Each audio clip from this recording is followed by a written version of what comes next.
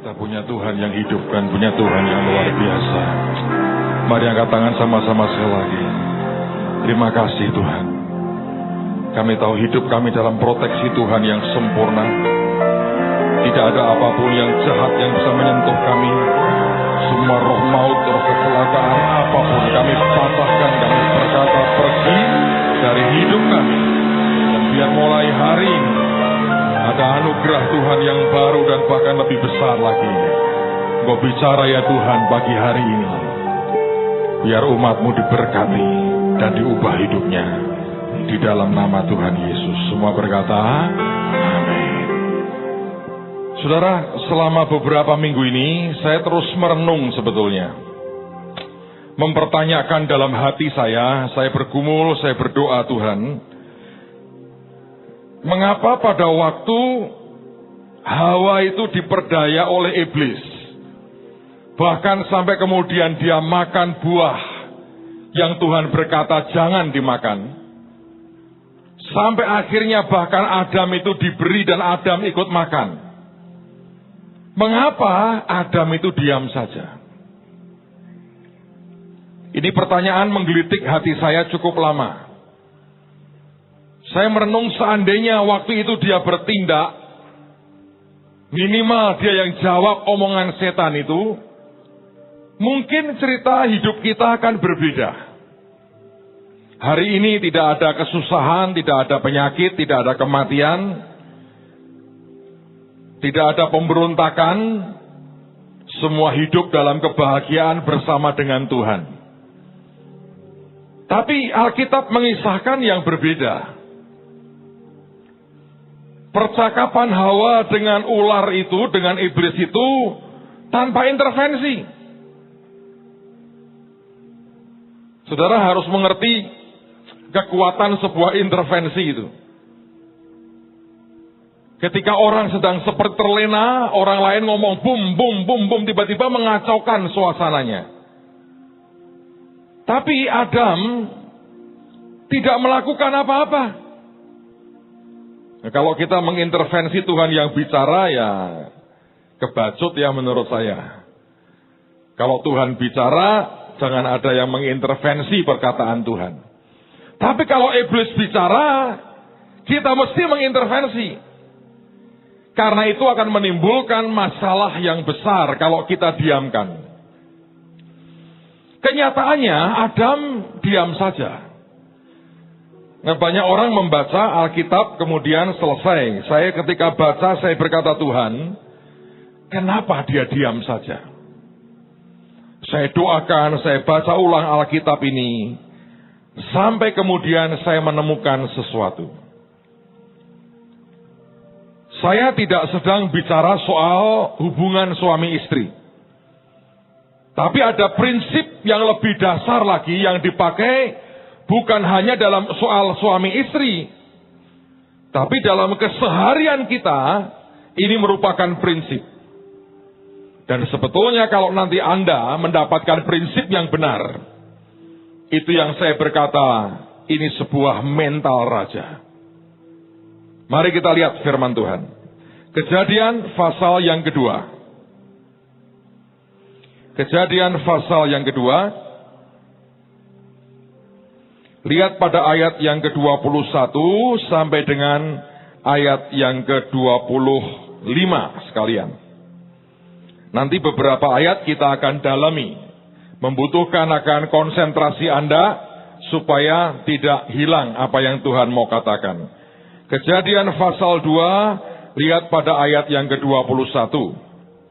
Lalu Tuhan Allah membuat manusia itu tidur nyenyak. Ketika ia tidur, Tuhan Allah mengambil salah satu rusuk daripadanya, lalu menutup tempat itu dengan daging. Dan dari rusuk yang diambil Tuhan Allah dari manusia itu, dibangunnyalah seorang perempuan. Lalu dibawanya kepada manusia itu. Lalu berkatalah manusia itu, inilah dia, tulang dari tulangku, dan daging dari dagingku. Ia akan dinamai perempuan, sebab ia diambil dari laki-laki. Sebab itu seorang laki-laki akan meninggalkan ayahnya dan ibunya dan bersatu dengan istrinya, sehingga keduanya menjadi satu daging. Mereka keduanya telanjang, manusia dan istrinya itu, tetapi mereka tidak merasa malu. Nah, saudara sekalian, ini ada hal yang cukup aneh sebetulnya. Coba dengarkan baik-baik, butuh konsentrasi. Kalau Anda membaca sampai dengan pasal 2 ayat yang ke-20 dan seterusnya, ketika Tuhan itu bicara soal Adam, maka diterjemahkan bahasa Indonesia manusia. Dan kata manusia ini memang Adam. Tuhan berkata kita menciptakan manusia. Allah menciptakan manusia. Tuhan menciptakan Adam. Nah, kemudian Tuhan memberikan otoritas kepada Adam. Lalu apa yang terjadi?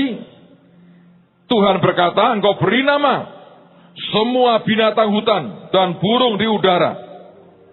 Maka kepada setiap orang nama yang diberikan, kepada setiap binatang yang diberi nama oleh Adam itu, Alkitab berkata, demikianlah namanya. Nah, lalu Alkitab berkata, Tuhan itu mengatakan tidak baik kalau manusia, kalau Adam itu seorang diri. Lalu kemudian apa yang terjadi? Tuhan membuat Adam itu tidur nyenyak. Lalu Tuhan mengambil salah satu rusuk, kemudian ditutup dengan daging, dari rusuk yang diambil dari manusia itu.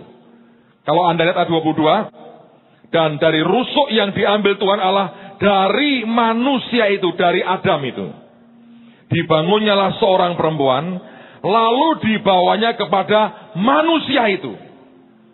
Sampai di sini Tuhan masih berkata, engkau Adam, engkau manusia. Nah, apa yang terjadi? Lihat ya, Adam manusia adalah manusia dengan otoritas yang Tuhan berikan kepadanya. Tapi perhatikan pada ayat yang ke-23. Lalu berkatalah manusia itu, berkatalah Adam. Ngomongnya apa? Inilah dia tulang dari tulangku dan daging dari dagingku. Lalu dia berkata begini, nah inilah yang membuat sebuah perubahan dan perbedaan. Bukan perkataan Tuhan, tapi perkataan Adam, perkataan manusia yang diberi otoritas oleh Tuhan. Siapa yang tahu bahwa Anda adalah ciptaan baru dengan otoritas yang Tuhan berikan dalam hidupmu? So, Anda mesti hati-hati. Oke? Di mana hati-hatinya? Perkataanmu. Teruskan. Lalu berkatalah manusia itu, berkatalah Adam itu, inilah dia, tulang dari tulangku dan daging dari dagingku. Dan di sini ada perubahan yang dibuat oleh Adam, bukan oleh Tuhan. Tuhan masih berkata, perempuan itu dibawa kepada Adam. Perempuan itu diambil dari Adam. Tapi kemudian Adam berkata begini, ia akan dinamai perempuan. Kalau Anda lihat di teks aslinya digunakan kata Isah. Dia akan dinamai perempuan. Sebab ia diambil dari bukan Adam. Dia menyebut dirinya apa? Laki-laki.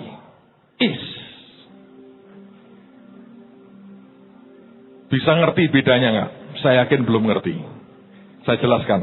Sabar aja, tenang saudara. Masih banyak waktu. Apa bedanya Adam dengan laki-laki? Sebetulnya kata ini mengandung perbedaan yang sangat-sangat besar. Nama Adam itu berkaitan dengan satu, artinya memang manusia. Tapi yang kedua, dia adalah punya the uniqueness of creation.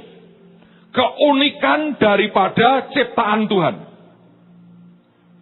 Itu Adam. Yang kedua, sifatnya adalah dependence in God. Punya ketergantungan di dalam Tuhan. Jadi Adam itu pertama punya keunikan. Yang kedua, dia itu punya ketergantungan dengan Tuhan. Yang ketiga itu dia adalah pribadi yang punya accountability. Pertanggungjawaban. Ke siapa? Ke Tuhan. Yang keempat, dia punya kemampuan menangkap pewahyuan. Itu pengertian Adam. Maka kalau Anda gabungkan semuanya, Adam itu sebetulnya adalah manusia dalam pengertian punya sebuah hubungan ke atas dengan Tuhan. Ngerti saudara ya? Adam itu kaitannya dengan keunikannya dia spesial. Yang kedua, Alkitab menjelaskan dia punya ketergantungan dengan Tuhan. Dia punya rasa tanggung jawabnya juga dengan Tuhan. Tapi dia juga punya kesanggupan menerimakan pewahyuan perkataan Tuhan dalam hidupnya. Itu Adam. Dari Adam, Tuhan ambil tulang rusuk. Tuhan membuat perempuan, Isah. Ketika Isah dibawa kepada Adam, Alkitab tetap berkata, Isah ini diambil dari Adam.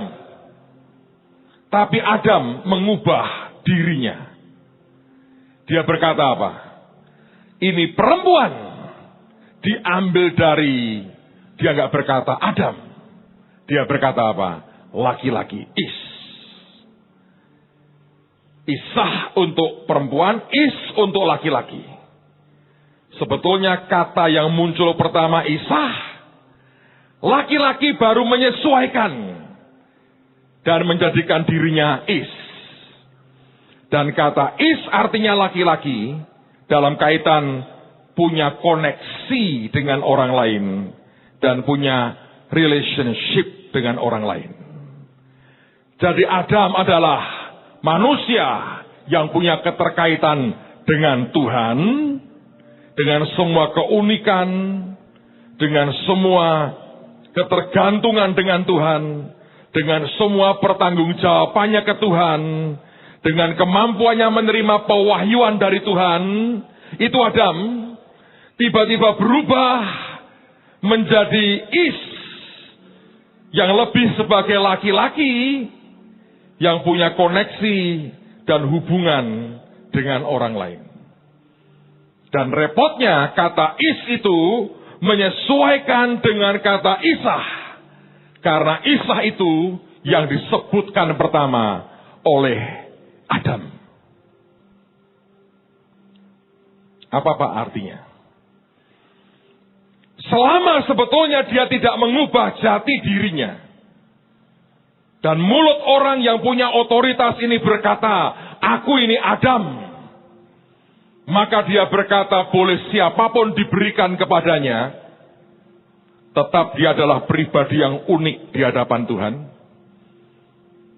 Yang kedua, dia pribadi yang punya ketergantungan dengan Tuhan.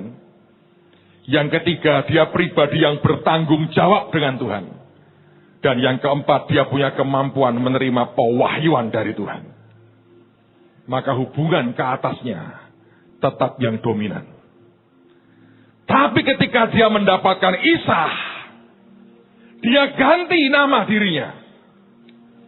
Dia tidak sebut dirinya Adam seperti Tuhan menyebut dia. Dia sebut dirinya satu pribadi yang punya hubungan dengan orang lain dan punya relationship dan koneksi dengan orang di sekitarnya. Dan itu sebetulnya adalah penyesuaian terhadap keberadaan Isah atau perempuan. Begitu dia menyesuaikan dengan perempuan, sejak itu Adam di belakangnya perempuan. Ketika dia memposisikan dirinya, bukan Tuhan.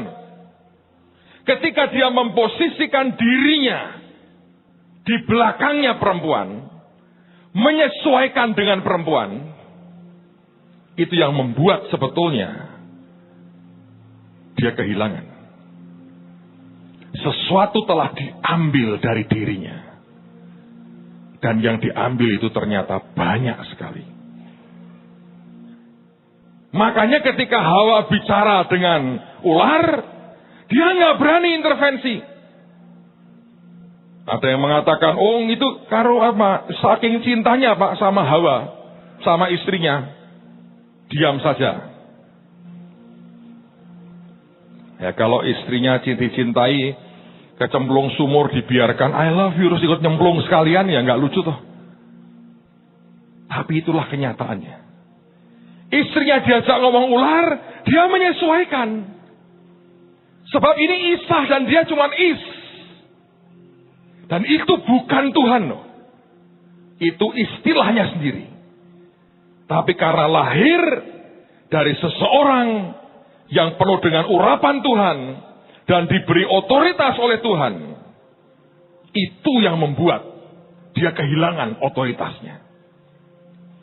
Maka perhatikanlah, dia adalah orang yang menyesuaikan diri dengan istrinya. Dia di belakang, istrinya apapun dia ikut. Istrinya dengar ular ngomong, dia ikut dengar. Istrinya ngambil, dia ikut ngambil. Istrinya makan, dia ikut makan. Dan di situ fungsinya sudah bergeser. Dan dia kehilangan sangat banyak. Dan bukan hanya dia. Seluruh umat manusia keturunannya, termasuk Anda dan saya, kehilangan privilege besar. Hidup secara daging di hadapan Tuhan. Saya sekali lagi tidak ingin bicara soal hubungan suami istri hari ini. Tapi saya ingin menekankan kepada Anda sesuatu begini. Sebetulnya engkau itu siapa? Tergantung apakah engkau melepaskan otoritas dan hak yang Tuhan berikan kepadamu. Atau engkau tetap berdiri pada otoritas yang Tuhan tentukan dan berikan dalam hidup saudara. Karena kita punya free will. Karena kita punya kehendak bebas. Tuhan memberi kepada kita otoritas yang luar biasa. Di dalam kenyataannya, berapa banyak orang yang mulutnya seperti berkata, aku anak raja. Kalau Anda anak raja, engkau harus punya mental seorang raja. Tapi kenyataannya, kita lebih suka seperti Adam. Saya menyesuaikan saja. Keadaan seperti apa, saya ikut menyesuaikan saja. Tapi Anda tidak pernah sungguh-sungguh membiarkan dirimu dipimpin oleh Roh Tuhan. Dan berkata, saya ada di mana Roh Tuhan ada. Saya ada bersama dengan kebenaran Tuhan.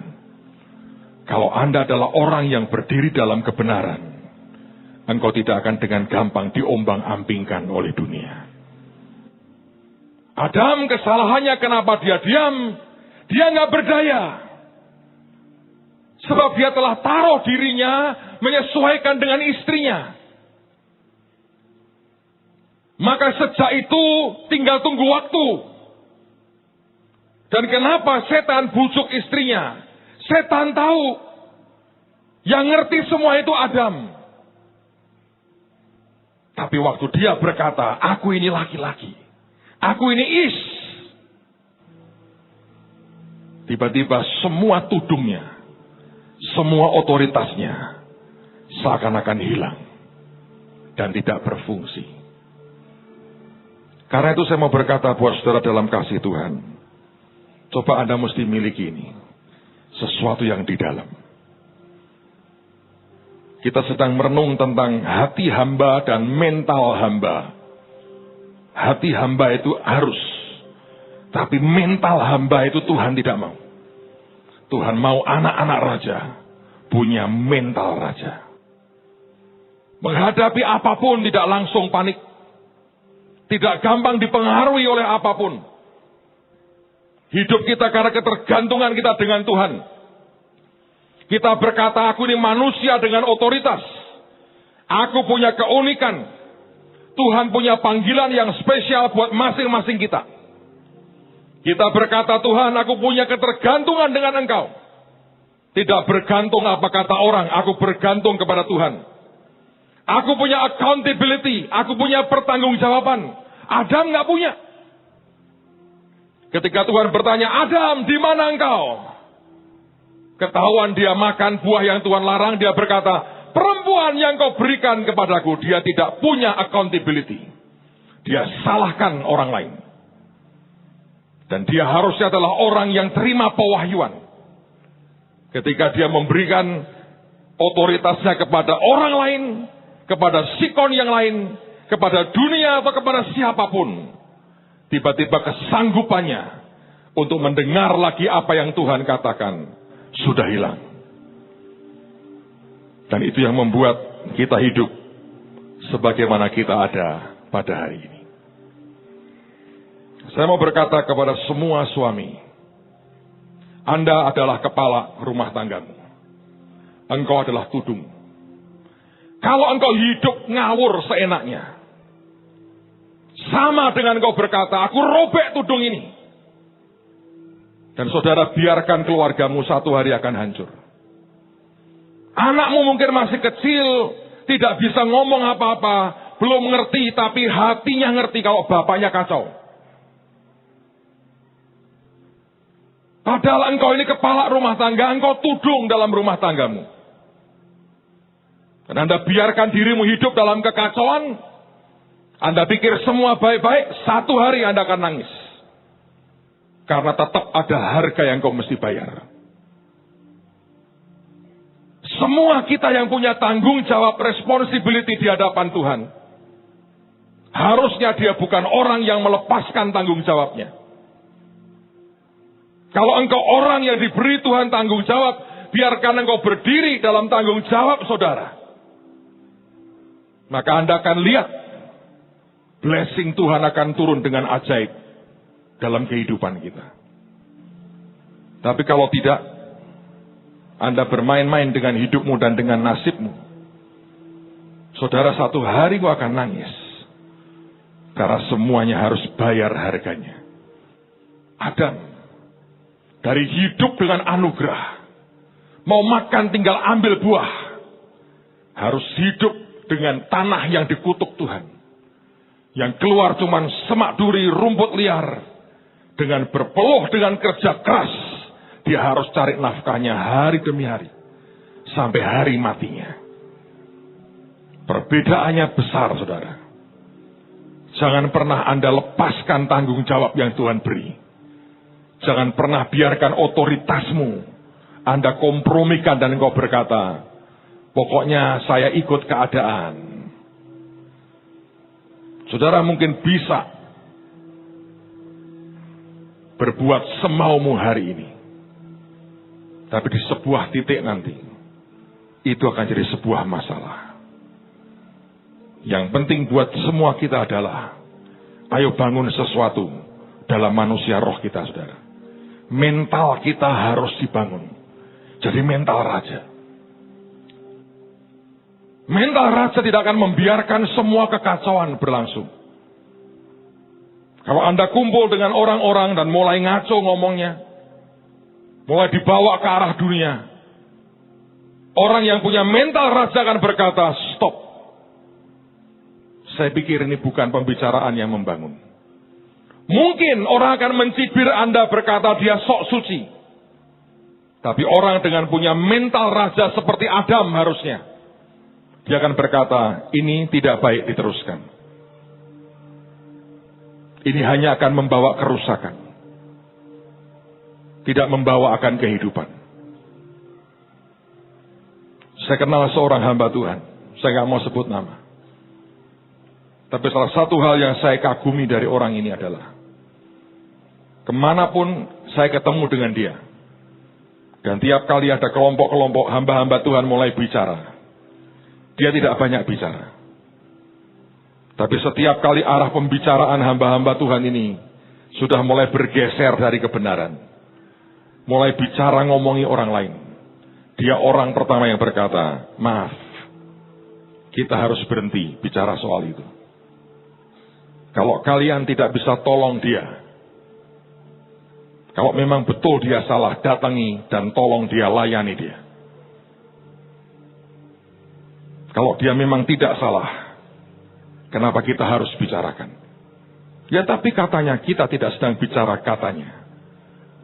Hancur dan baiknya dia juga anak Tuhan. Dia bukan anak setan yang kita harus hancurkan sama-sama. Dan tiba-tiba semua diam. Sebab itu kebenaran, saudara. Tapi saya ketemu orang lain lagi yang sangat hobi kalau dengar orang ngomongin orang. Dan dia jadi kompor yang luar biasa. Ketika orang bicara, dia berkata, oh iya betul. Saya dengar-dengar. Dari mana dengarnya? Entah. Tambahi, saudara. Pembicaraan tambah seru. Tapi firman berkata, hati-hati loh. Ada malaikat yang tulis semua perkataan kita. Dan tiba-tiba satu hari kita harus bertanggung jawab dengan apa yang kita katakan. Beda mentalnya. Yang satu mental raja. Kalau Anda lihat gambar ini, saya sengaja beri gambar Yusuf. Anda tahu di mana hebatnya Yusuf? Begitu diceritakan pertama, yang pertama Alkitab berkata dia menggembalakan kambing domba. Yang kedua, dia laporkan kejahatan kakak-kakaknya kepada bapaknya. Dia sudah ngerti di mana dia harus berdiri. Dan prinsip seperti apa yang dia pegang dalam hidupnya. Saudara, ini mental. Seharusnya kita punya. Karena itu Alkitab berkata, biar yang lemah berkata apa? Aku kuat. Yang miskin berkata apa? Aku kaya. Itu mental. Kita harus punya mental raja. Nah, mental raja itu, Anda percaya, Anda yakin perkataan Tuhan, ya dan amin. Lalu orang berkata begini, Pak, cuma yakin tok nggak ada gunanya. Yang perlu itu realita. Salah. Karena semuanya dimulai dengan iman, bukan dengan realita. Coba Anda lihat Injil Lukas. Lukas pasal yang ke-8. Ayat yang ke-18. Sebelum saya baca, coba saya tanya dengan Anda begini. Kalau ada orang berkata begini, saya punya ilmu matematika. Lalu ada orang berkata, saya mau ambil ilmu itu. Supaya kamu nggak punya ilmu lagi. Bisa nggak? Hah? Ada guru matematika di sekolah, muridnya berkata, saya mau ambil ilmunya. Terus Anda ambil, Anda kantongi. Besoknya gurunya ngajar berkata, ini matematika. Kok saya lupa semua ya? Mungkin nggak? Nggak mungkin toh. Kenapa? Kenapa ilmu matematika nggak bisa diambil? Sebab bukan benda. Ya kan? Anda berkata, saya punya ilmu apapun lah. Selama itu bukan benda, diambil nggak bisa. Diajarkan bisa, tapi orangnya nggak kehilangan. Tapi kalau sesuatu itu harus diambil sampai kita kehilangan, berarti itu substance. Sesuatu yang sifatnya sebetulnya benda. Nah, kita lihat omongan Yesus. Lukas 8 ayat 18. Karena itu perhatikanlah cara kamu mendengar. Saudara tahu bahwa orang Kristen ini seringkali punya masalah dalam cara mendengar. Sebagian mendengar dengan persepsinya. Sebagian mendengar dengan keangkuhannya. Sebagian mendengar dengan asal-asalan. Sebagian lagi tentu mendengar dengan segenap hati. Alkitab berkata, kata Yesus ini, karena itu perhatikanlah cara kamu mendengar. Karena siapa yang mempunyai, kepadanya akan diberi. Tetapi siapa yang tidak mempunyai, daripadanya akan diambil juga apa yang ia anggap ada padanya. Bayangin saudara. Apa yang engkau anggap, itu bisa diambil. Jadi kalau saya berkata begini, saya menganggap diri saya ini orang paling kaya di Semarang. Ada toh orang gitu, saya menganggap saya paling kaya. Anggapan itu bisa benar, bisa tidak. Tapi ternyata itu substance. Saya percaya orang yang punya anggapan tentang dirinya,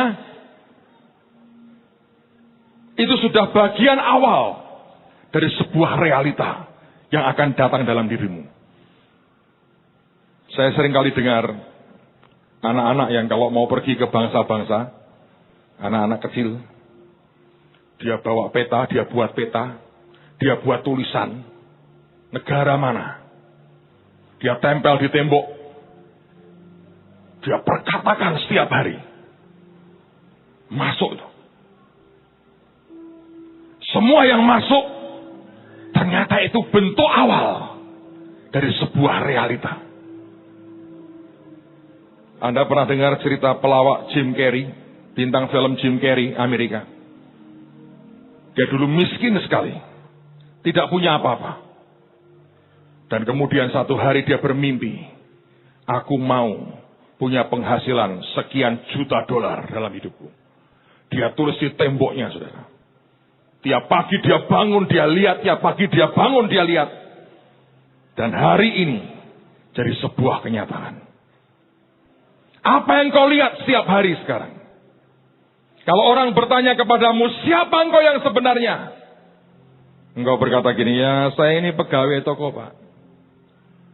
Maka itulah anggapanmu siapa engkau. Itu hartamu.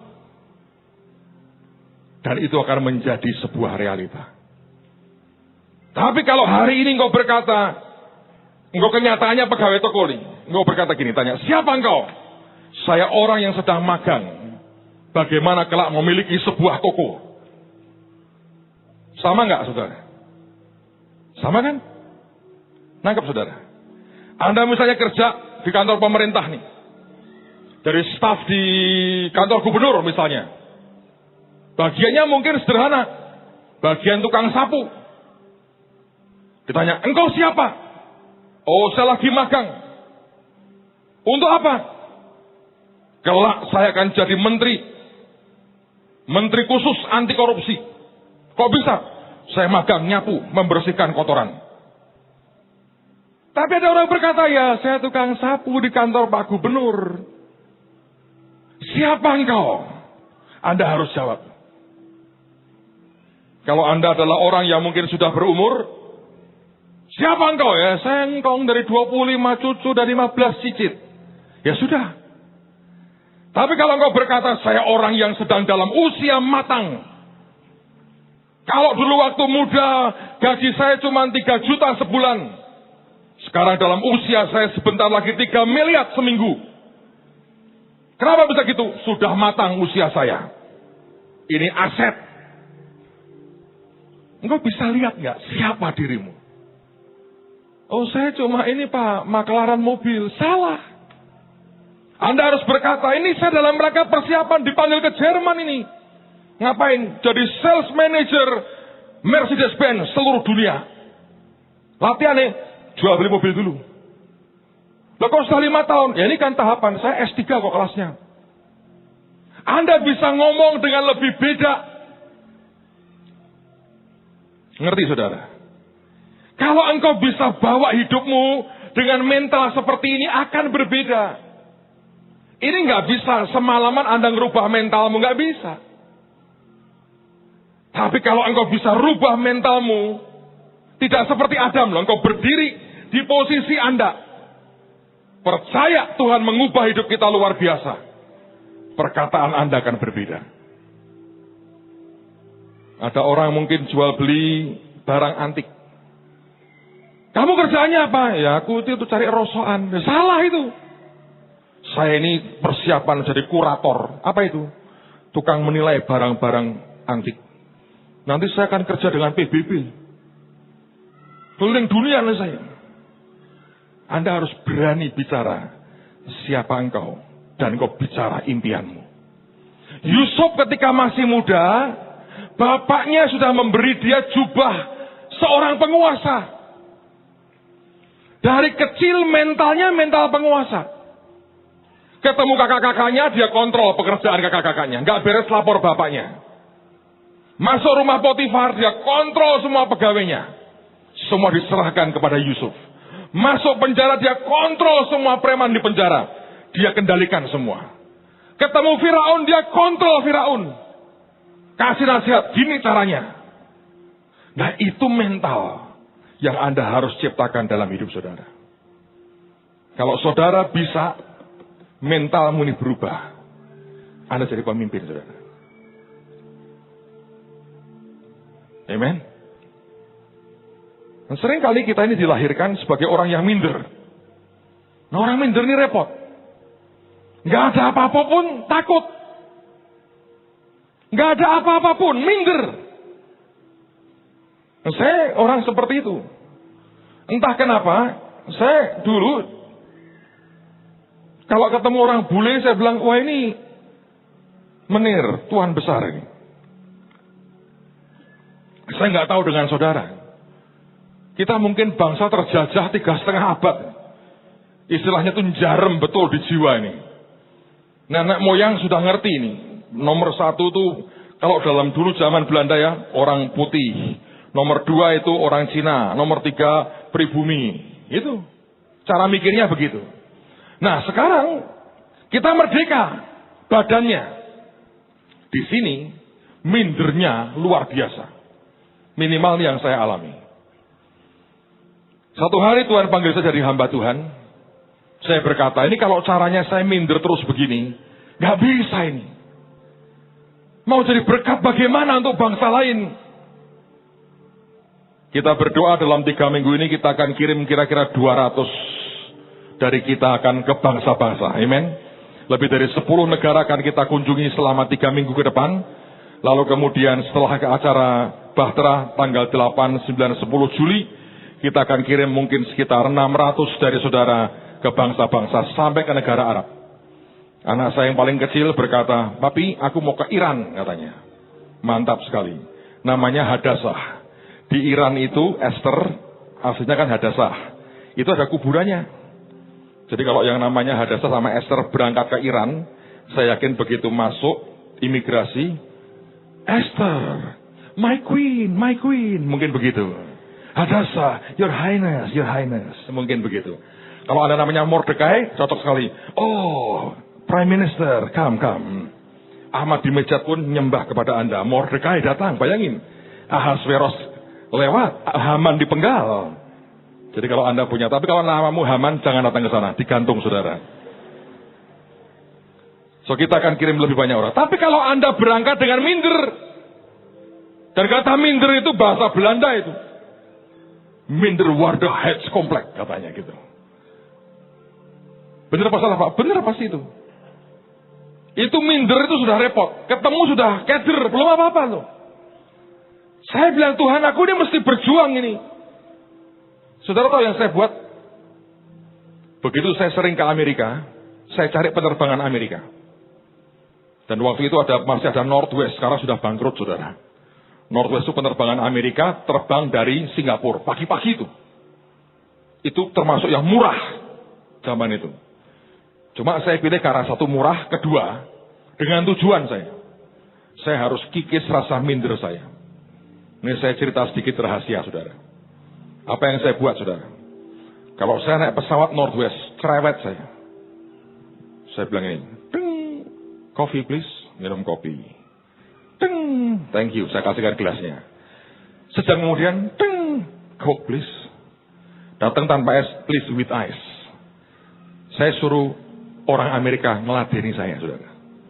Itu pramugarinya bule-bule tuh ngeladeni saya. Mungkin mereka sebel, ini penumpang kok cerewetnya luar biasa. Maaf, bukan untuk menyiksa Anda. Saya sedang perangi minder saya.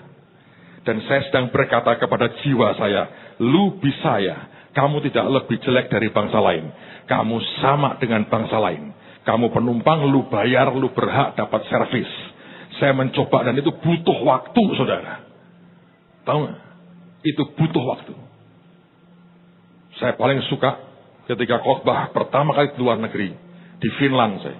Di ibu kotanya di Helsinki. Gereja Pantai Costa. Pirang semua. Rambutnya kuning semua. Saya bilang, londo asli tenan ini. Begitu khotbah Tuhan kerja pada jatuh rebah karena urapan Tuhan. Di jiwa saya bilang, mantap nang, kowe iso, saya berkata gitu. Apa yang sedang saya buat bukan saya menjatuhkan bangsa lain. Saya sedang didik jiwa saya ini, saudara. Karena sering kali kita itu mindernya nggak jelas. Dan itu membuat kita nggak bisa maksimal buat Tuhan. Amen, saudara. Kemarin malam, anak saya yang laki, karena bulan lalu ngomong gini, Papi, aku mau ikut retret. Retret? Di mana? Sini anak luar biasa. Belgia. Retret atau Belgia itu. Retret apa itu? Anda tahu di Eropa ada pasukan Amerika yang tergabung di NATO. Dan mereka itu dilayani oleh banyak gereja Amerika di berbagai negara. Dia bersahabat dengan seorang anak gembala yang di sebuah kota di Jerman. Dan dia ditawari, mau nggak ikut? Ini retret selama seminggu dari pasukan Amerika US Army yang Kristen di Eropa dan keluarganya. Saya bilang, wah ya bagus toh. Rambutmu ireng dewe toh nang. Ya Pi, aku mau. Saya bilang, boleh berangkat sendiri. Pulang sendiri. Tidak ada teman, ngurus semua sendiri. Jangan nangis di sana, di sini. Oh enggak. Setelah itu kurang beberapa hari terima daftar acaranya. Saya baca, saya ketawa ngakak. Saya bilang, kamu akan kerja keras ini. Terus ketika dia baca, dia pucat. Waduh Pi, kok begini acaranya? Mantap toh buat kamu. Batal boleh nggak? Tidak bisa, harus berangkat. Ini lagi terbang, saudara. Sekian jam lagi nyampe di Jerman. Biarin, saya kasih tugas juga. Nanti tahun depan aku membuat retreat orang Indonesia di Eropa. Kita membuat di Belanda kalau Tuhan boleh. Kamu harus ke Belanda. Kamu harus cek tempat retreatnya mau di mana, bisa untuk berapa orang, hallnya seperti apa, makannya mau di mana. Pulang bawa laporan. Sendirian aku sendirian. Begitu sampai naik Garuda dari Semarang, AC-nya pesawat mati.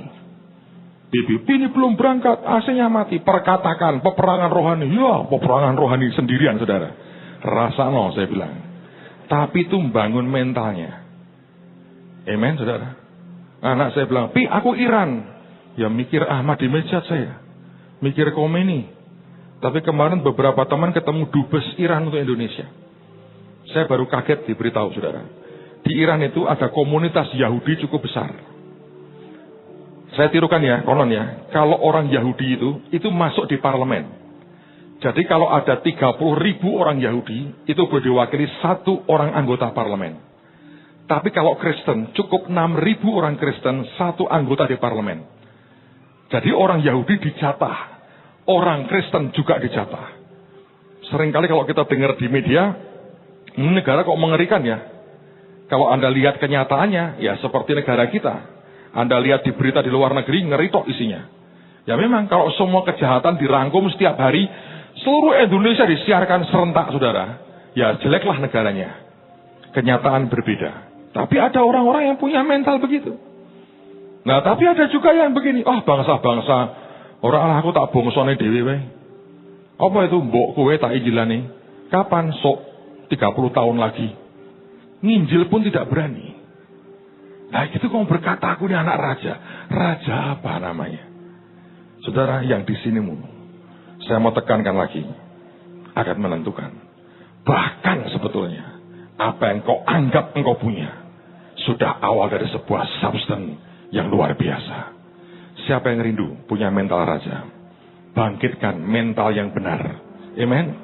200 teman akan berangkat sebelum acara Bahtera. Saya berkata kepada mereka. Ini kalau beban, Anda akan nangis.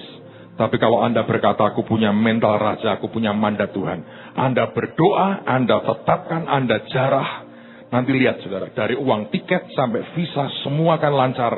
Sampai sana engkau melihat hidupmu jadi berkat buat bangsa-bangsa. Sudah waktunya. Beberapa ibu berkata, saya belum pernah keluar negeri. Bagus, pertama keluar negeri, nginjil untuk bangsa-bangsa, itu keren. Saya kalau naik pesawat muntah, nggak apa-apa, bawa kantong plastik sebanyak-banyaknya. Makan jangan banyak-banyak dan jangan makan peti, baunya luar biasa. Nggak apa-apa lah, dalam nama Yesus pokoknya bawa minyak angin terus saudara.